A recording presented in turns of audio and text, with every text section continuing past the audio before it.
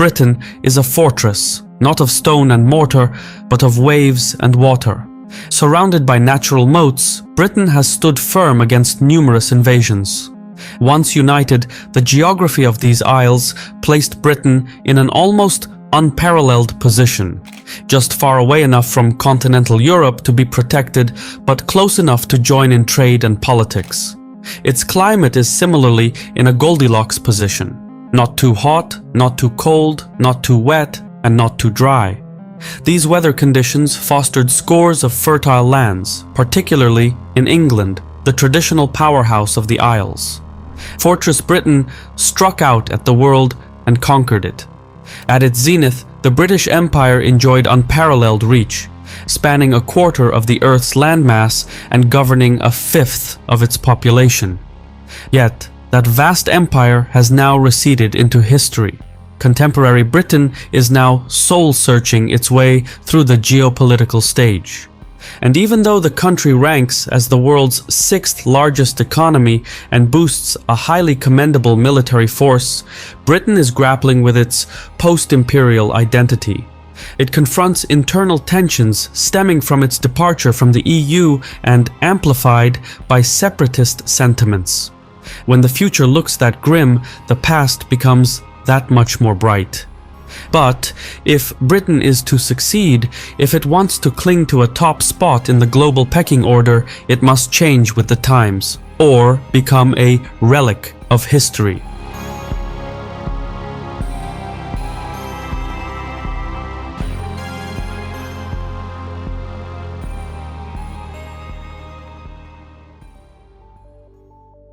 How the times have changed for British geopolitics.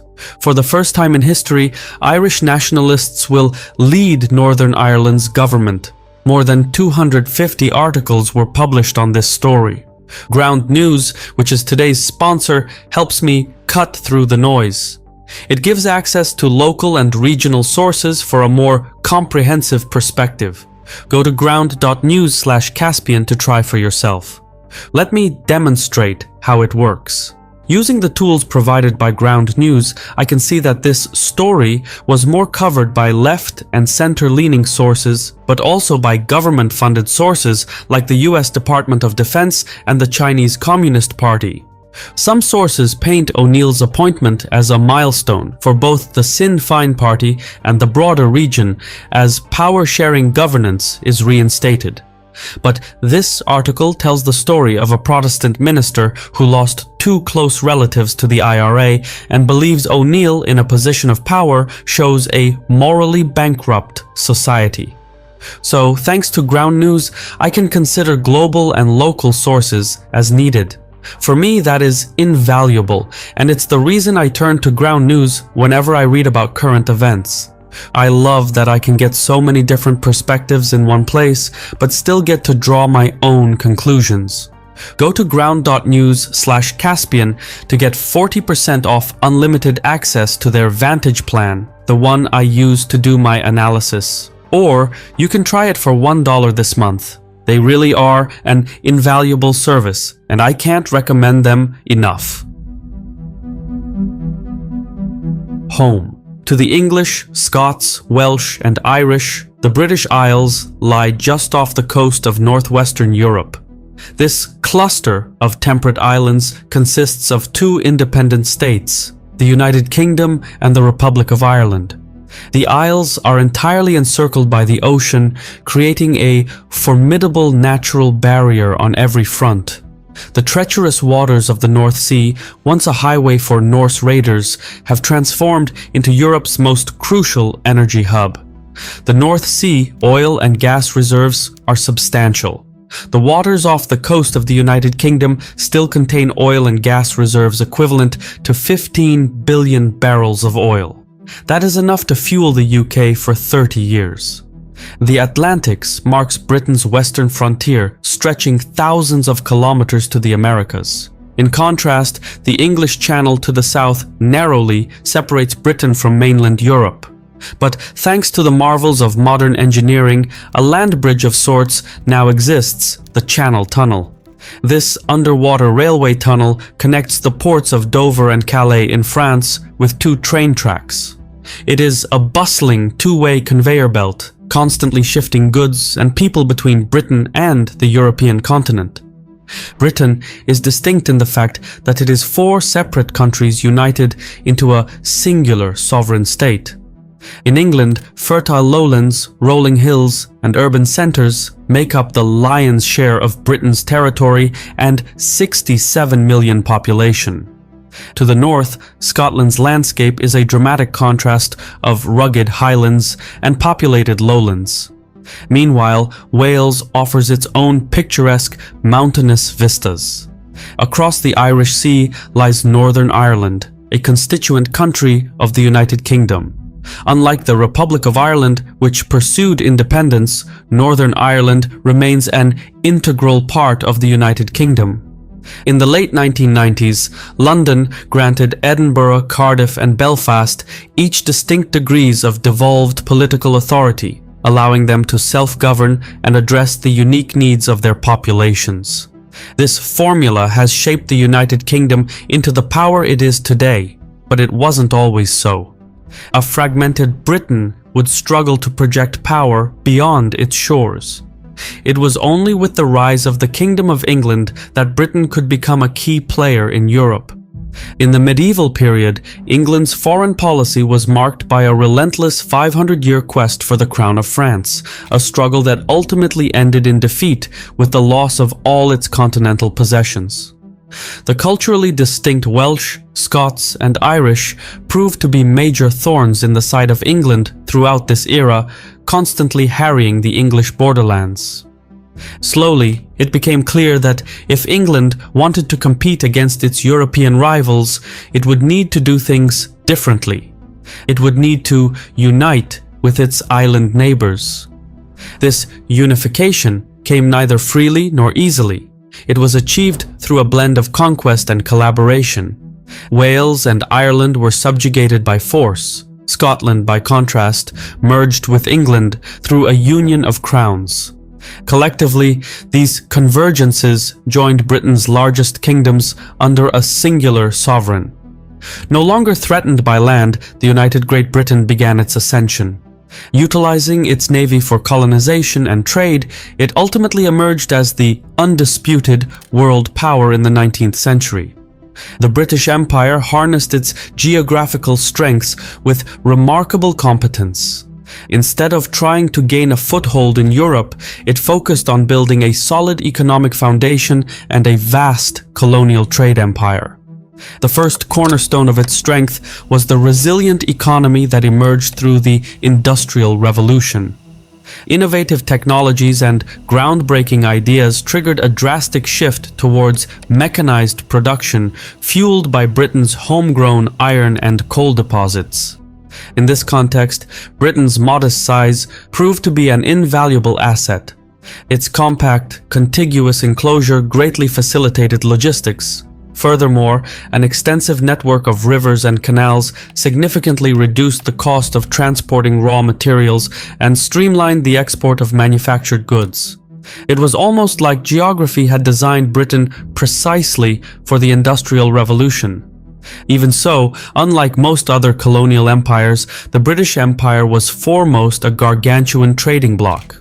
Britain's colonies fed domestic factories with raw materials such as Indian cotton, Malayan rubber, and Caribbean sugar. These were manufactured in Britain and exported across the empire's sprawling markets.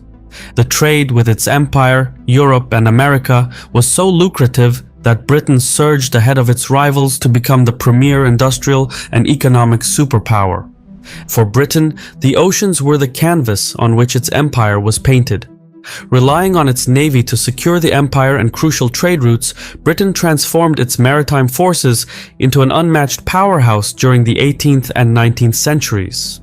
Subsequently, the British Navy evolved into the primary instrument for projecting Britain's power worldwide, underpinning an empire that spanned from North America to Australia. Britain's pursuit of naval and trade supremacy shaped its European foreign policy, deeply so. To prevent any single state from threatening its dominance, Britain meticulously managed the balance of power in Europe.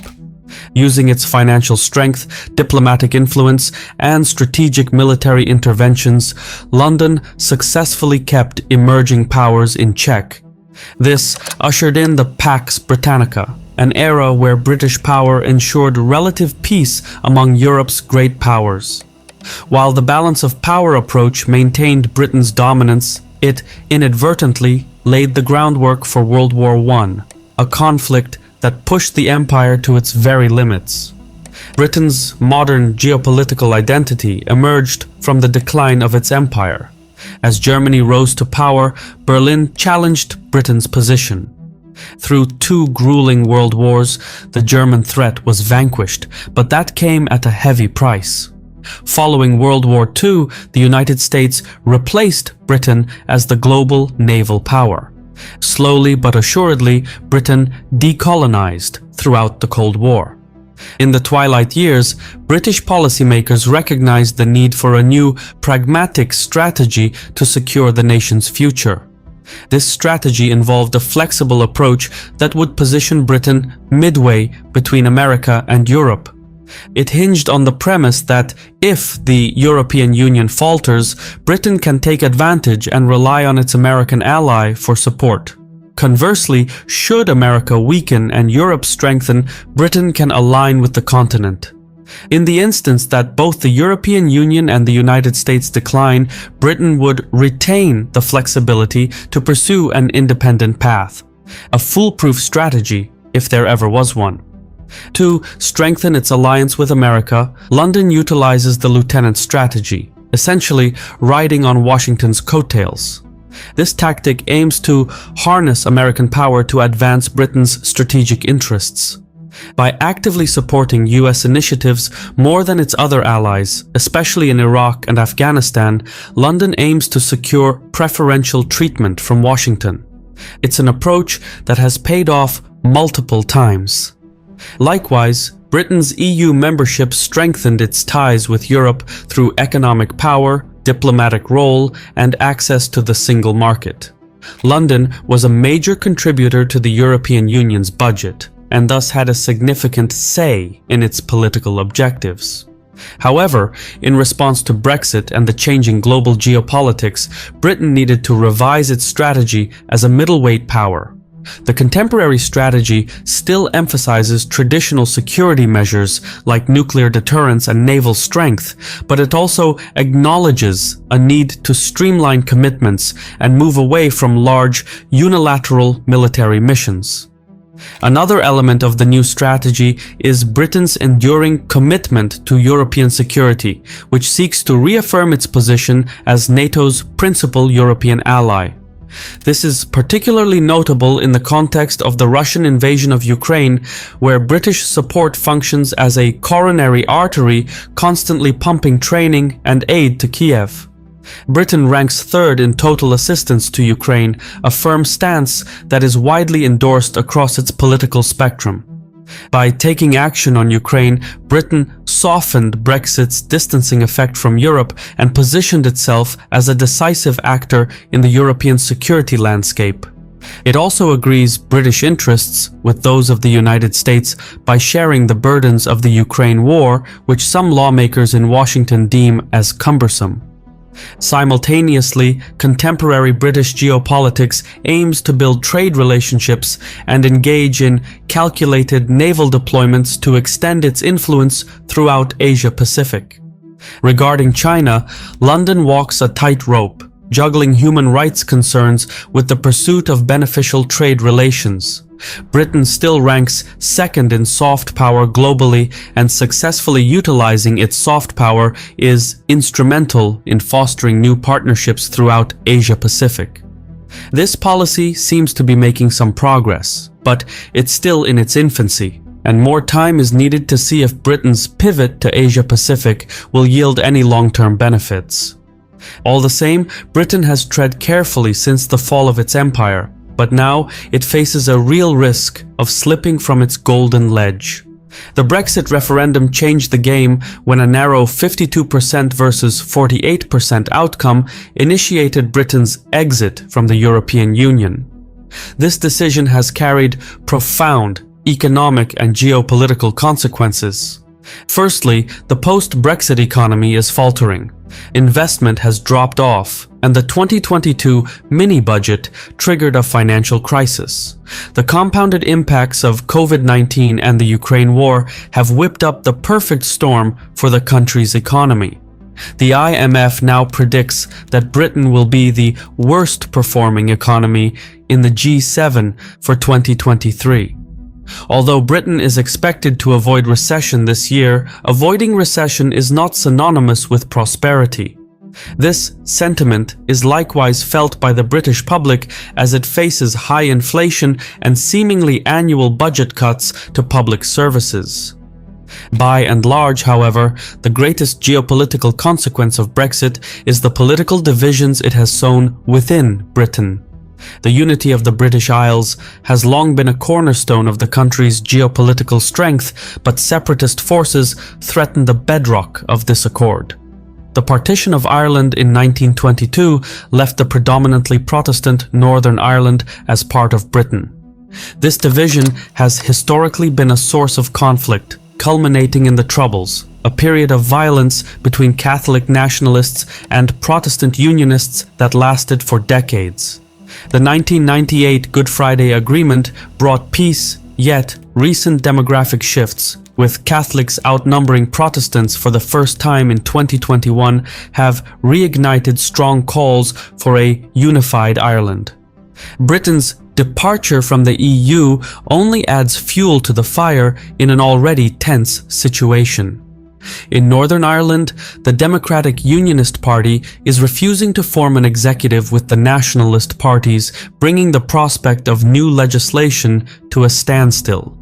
Furthermore, the largest party by seats, Sinn Féin, is vigorously campaigning for an independence referendum against Unionist wishes. If London wants to maintain the harmony of Britain, it must play peacemaker and reconcile the two sides. It's a view seemingly reflected in the wider population's consciousness, as the psychological scars of the Troubles remain fresh for so many. Still more, to the north, Scottish separatism poses perhaps the greatest threat to breaking up the United Kingdom. Scotland's 2014 independence referendum resulted in a 55% versus 45% vote to remain united with Britain. But Brexit, opposed by 62% of Scots, has transformed the playing field. The Scottish Nationalist Party continues to stir the pot, arguing that electoral successes and favourable polling legitimise their calls for a second independence referendum. This challenges London's reluctance to hold another vote. Recognizing the threat, London has emphasized the once-in-a-lifetime nature of the 2014 vote. The Supreme Court has sided with London, unanimously ruling that any referendum on Scottish independence requires London's approval, stemming the separatist tide for now. The potential secession of Scotland threatens to replace Britain's coastal moat with a land border. It carries with it significant security concerns. Primarily, Scotland hosts critical military installations, naval bases, and the Trident nuclear program, which are all critical to Britain's defence capabilities. Scotland would likely remain within NATO, yet secession would necessitate a re-evaluation and possible relocation of at least some of these assets. Then there is the elephant in the room, the North Sea oil and gas reserves. The majority of these would fall within Scottish maritime borders, and whoever controls them will become a focal point of post-independence negotiations. These vital oil wells represent a billion-dollar industry in Britain's already strained economy. While Scotland aims to create a Norway-style sovereign wealth fund with the revenues, London considers them essential for the UK's green transition and energy security. Considering the significance of the North Sea reserves, London would likely endeavour to retain as many installations as possible. However, International maritime border laws could complicate legal claims to these resources. Consequently, in the event of a split, Britain will have to cede a significant share of these essential reserves to Scotland at the expense of British policy objectives. Altogether, Brexit has opened a can of worms. Should Britain break apart into multiple nations, global perceptions of British influence and power would irrevocably change. Specifically, it could jeopardize Britain's permanent seat on the UN Security Council. Nations like India or Japan, already eyeing up their own permanent seats, might capitalize on Britain's diminished status to bolster their claims, which would greatly undermine London's position on the global stage. All things considered, Britain's geographical position historically provided a Goldilocks zone, fostering the rise of a powerful empire that once dominated the globe. However, the era of European empires has passed, and Britain now finds itself adapting to maintain its prominence and prosperity in a volatile world. Its strategic balance between America and Europe remains delicate, especially as Brexit poses a significant threat to the very unity that has been the bulwark of its success. The head of the government stands at a critical juncture, tasked with steering the nation through intense economic challenges, navigating the lingering cracks of centuries-old divisions, and positioning Britain in a global landscape marked by hostility and anxiety. This rot from within is Britain's foremost objective. An empire toppled from without can mount a comeback, but an empire toppled from within is dead forever. I've been your host Shirvan from Caspian Report. Thank you for watching, and Sarol.